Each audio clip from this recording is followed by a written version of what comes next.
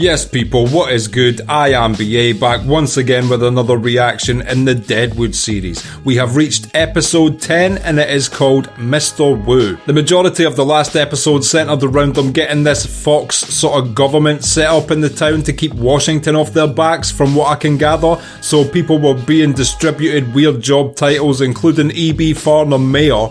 Strangest decision ever, but never mind that. Seth is now the head of the health board, kinda. Charlie is the fire marshal. Literally everybody at that meeting got a weird little job title, which was cool, I guess. If there's a fire, it's on Charlie to solve it. And Seth had that conversation with Mrs. Garrett, telling her that he already has children and a wife, and that his wife is his dead brother's widow.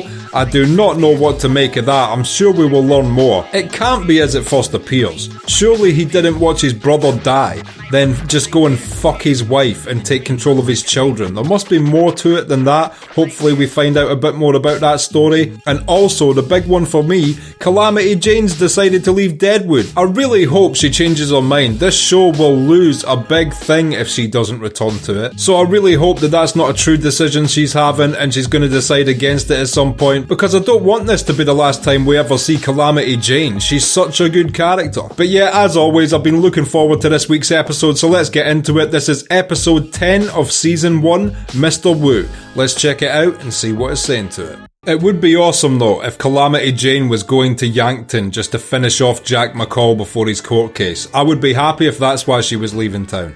I do not think that's what she's doing though.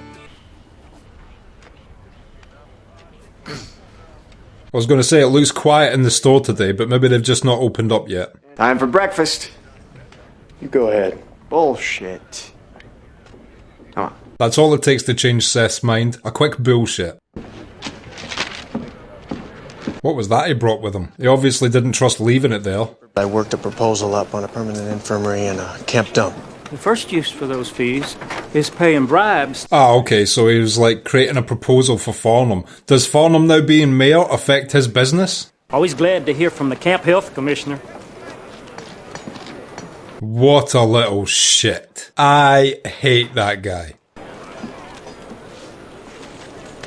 God, look at him with his nose in the air now. What is this celestial doing approaching Jim's front door? He's so prejudiced towards the Chinese people, to a ridiculous level. It's when racism becomes just silly. You gotta walk the fuck out and then come around the back. Swidgen. Oh, Mr. Wu's not having it today. I wonder what his issue is. Bring him up. You want me to take him out and bring him around back?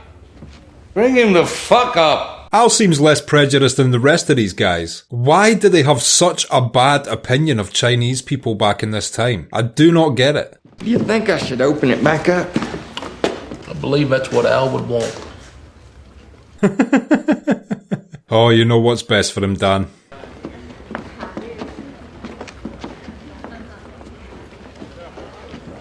Was that guy just waiting patiently for the prostitutes to get into their rooms? And these two.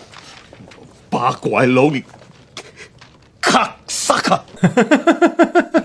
It's the only English you need to learn. Who stole the fucking dope? Cocksucker! Oh, Jesus. He's not wrong. Well, at least Al and Wu will be on the same page with this issue. Al will not want his dope stolen. I find dope and cocksuckers who steal fucking dope. It's a nice little team up we're getting. Breaking down racial barriers. Morning, E.B. Morning, sir. Anything the mayor should know? Oh, shut the fuck up. You don't need to know anything. I think EB's gonna end up pissing off Al, acting like he's some highly esteemed member of the community now. He's gonna keep pushing Al to get more and more power. Al will not like that. Shall be subject to a fine of not less than $1 or more than $3. Are these two actually gonna have a follow-up conversation about what happened last night? Good morning, madam. Good morning. Hey, her English is getting great. It couldn't possibly get more crowded. And yet, today, it is. That was a nice way of getting them a table. That guy's dressed like Charlie Otter was last episode. Or should I say, Mayor Farnham. Don't, unless you feel you have to. I second that. Your cravats and your bacon. just making the cravat taste even nicer. Is it fucking crowded in here? You just got some big fucking feet. Maybe it's a lethal combination of them both. Charlie and Jane are the best. As damp as your hands are, why do you continuously lick your fucking thumb? Habit, I suppose. So far, Farnham seems to still know his place. I wonder how long that will last. Steal none of this money. Gratuitous, hurtful, and unnecessary. No, completely necessary, mate. He knows who he's dealing with. I'm to give this to you from Magistrate Claggett. What is this? Stop! It can't be good news. Cocksucker. That's Magistrate Claggett. Is that the message you want me to take back to him? Oh shit, this letter cannot be good. So do you think that guy's asking for more money now, or what could it be in the letter that's pissed him off so much? Just send up 2 plates of fucking food. And don't spit in them, partner. Spit in them. Mr. Utter, I'd about given up hope. I really hope these two become friends. How's the freight business working out? All a man wish for and verging on more than you can handle. Glad to hear it. Charlie might become the first millionaire of this camp with his freight business, I like to think.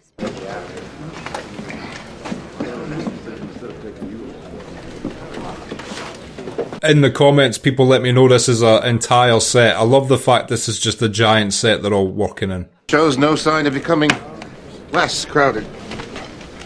You mind getting your ass out of my shoulder? This guy is a klutz. You've got a rude fucking mouth, fella. What a gentleman, kinda. Your ass was nowhere near his shoulder. Well, whatever my proximity, it was certainly unintentional. Oh, believe me, I had the angle. Definitely not the angle you want. The most informal and disorganized of clubs. Why would he want to form a club? Is it in some way to help control what goes on in the town or something? The ambulators. Is he thinking of a club name? So you didn't get your resupply? No. Had you any lay-by? No, sir. Does Al think this guy's responsible, or just that he will know who did it? Leon, that's right. Jeez, he just disappeared, didn't he? Where the fuck has he got to? Is Jimmy lying, or does he just not know anything? I'm nervous, sir. I'm always nervous around you. Nervousness don't cause that. Lying causes cat piss smell. What? I've never heard that before. I'll need to watch out for people that smell like cat piss in my life. Luckily, there aren't too many in it that do. Jesus, what a fucking stink! I just shit myself, sir. Oh my god, this guy is a pathetic piece of shit. I just got a splinter the length of my arm and my fucking palm. Good, you little shit. Go! Go! Go! Oh my god. Why would they do this and not think that they would get found out? Wu will want these guys killed, you would think. I mean, they murdered his courier. Is that the fucking Reverend idling by the piano? Yes, sir. Has he explained his presence at all? No, sir. Why is the Reverend here? It doesn't seem like this would be his type of place. Your new piano plays wonderfully. Ain't it delightful? Dave, go get a free touch from Wanda. Huh? You like the new piano? Well, no more of it. Man of the cloth slows business down, huh? I understand, certainly. Was his eye always like that? His left eye is drooping downward now. Damn, the preacher is on death's door at all times. Any purpose you want to visit, incognito or the like, I'll be happy to make it work. He followed the music, Al. Stop trying to corrupt him. God, I feel bad for this preacher now. He is going through some shit. Fair offer from other interests. I'm going to take it. All right, Hostetler. Why was Seth so hostile to him there? It seemed like he was doing him a favour by bringing him the offer first. Settle on a location for your new place yet? I'm looking. Good.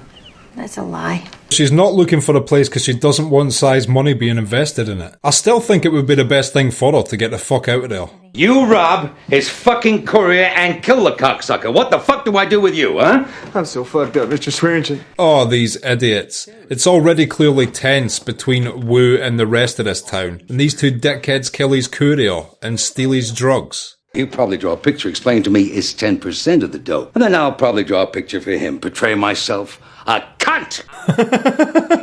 I'd like to see that picture. Don't give us to Wu for his pigs. Give them to Wu for his pigs. Those pigs will be high. Will your chink highness fucking permit us to go inside and get robbed blind on a side of elk? Well, of course, come on in. You can't cut the throat of every cocksucker whose character it would improve. You can't. It would probably help the world if we all did. Only one, Wu. One cocksucker, not two. That's kind of a fair compromise. I give up 2 whites, 1 chink. When they finish stringing you up, they'll come get me. What sort of fucked up politics is that?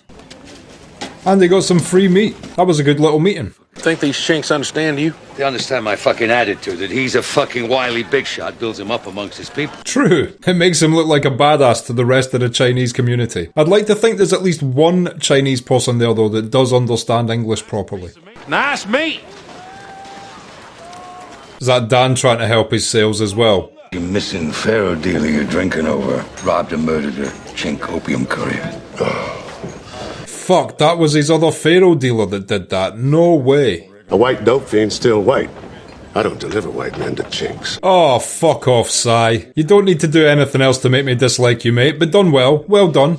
I think we're done, Al. Sai does not budge an inch for Al, does he? There is no compromise with this guy. Tell her I'd have some good fucking news for her about upcoming real estate availabilities if she'd ever show up to hear about it. He's still got his heart set on financing this project for her. He's going to be even more pissed off at the main card dealer when he finds out he's planning to back it instead. At this point, it's just good to see the preacher happy.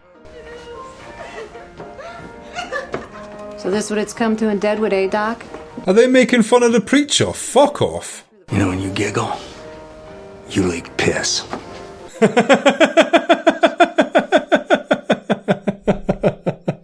That is a great way to tell them to fuck off making fun of the preacher. Quit acting like a goddamn fool. Sit down. The doc is such a legend. Do you wish me to leave? Yeah, I wish you to fucking leave. I really do think these fits have, caused him to have a full-on stroke or something. Piano relieves my headache. Yeah, listen to a piano where you don't make a fucking ass out of yourself, huh?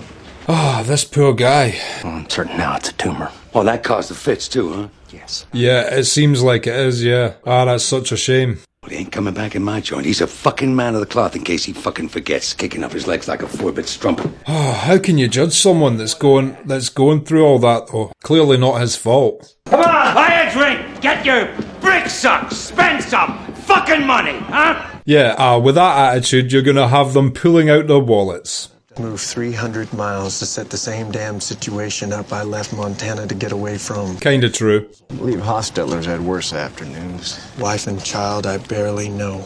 See, so he said he barely knows them. That, again, to me says there's more to this story than he just fucked his dead brother's wife. That letter you bore from the magistrate explained my situation would need additional envelopes. I thought so, so they were wanting even more money. Only monetary issues can piss off Al that much. I'm here to take your message back to the magistrate. Who I'd be surprised is a lying, thief, and double-crossing cocksucker only in his dealings with me. Well, at least they're getting along better now than when the guy first arrived with his letter. Gotta go to the bathhouse. You want to accompany me? No one's looking to fuck you up the ass. Thanks for clarifying that, Al. The chink who paid for the delivery is a boss amongst his own. Goes berserk.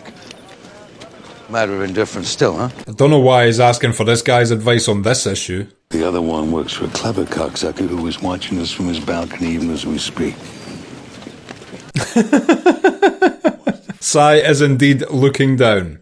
Let the dope fiends draw fucking straws. Clever cocksucker won't consent to that. Don't want his man in the lottery. That would have been a fair outcome, letting them draw straws, but yeah, Sai will not accept that. Say hello to the fellas, Layla. Hello, fellas. Speaks, too. Be a big earner for your side. Yeah, it's always good when you have an audible hooker. You with me? Yeah, I'm with you. Has Sai got that woman to replace the other one who was like the top hooker at that place, maybe? One of you's gonna have to apologize to Wu. Apologise. That's an interesting way of putting it. I'll blow him. With fucking soap. We're gonna draw straws. Oh, he's doing the straw draw. I've got a feeling it's going to be Cy's man, and then Cy is going to be furious it happened. When you say apologize, sir, could you be specific what's gonna happen? Yeah, you're going to get fed to the pigs. Hopefully tortured first. Is that specific enough? I think I'd be here unless I worked it out with Wu. So, apology's gonna be enough. Oh, tell him those sweet little lies, Al. Slant-eyed fucking Celestial. He's lucky to get a fucking apology. Don't even draw straws, just send that guy. I'll pick. And then I'll blow myself. With fucking soap. What the fuck does that even mean? Tick. Can I get off again first? Stop trying to back out and just choose your straw. You weren't thinking about this when you robbed and killed the dope dealer.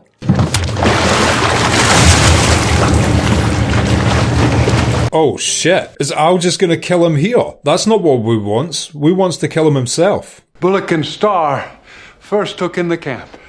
You sure did. What can we do for you, Reverend? Oh fuck, I feel so bad for this preacher. Please Doc, perform the first brain surgery and remove this tumour. What makes me afraid is I do not recognize you as my friends. Oh, this is difficult to watch. I'm afraid if you are devils, which I don't believe you are because you are the kindest men of all in the camp to me. They are definitely not devils, mate. I'm simply losing my mind, and with my other ailments, I am concerned. Oh man, I don't even have words for this. It's just rough to watch. I've had family go through this, so it's tough for me to watch this. Next morning often finds us feeling better. Yes. I hope so. An evening stroll with friends. I would so enjoy that. Let's go then. Oh, that's cool. He finally walked into the right establishment and got treated like a human being. I saw fair procedure out to tell Mr. Tolliver. I wonder why Al decided to just kill this guy in the tub like that. Wu definitely wanted that guy alive. Make the boss chink look wrong in the eyes of the whites. And he can go to war with me and make me out a chink lover. There's a lot of bullshit politics going on right now. Mr. Doherty. Silas. Dan. Dan's so used to killing, he can now introduce himself and shake hands with a body slumped over his shoulder.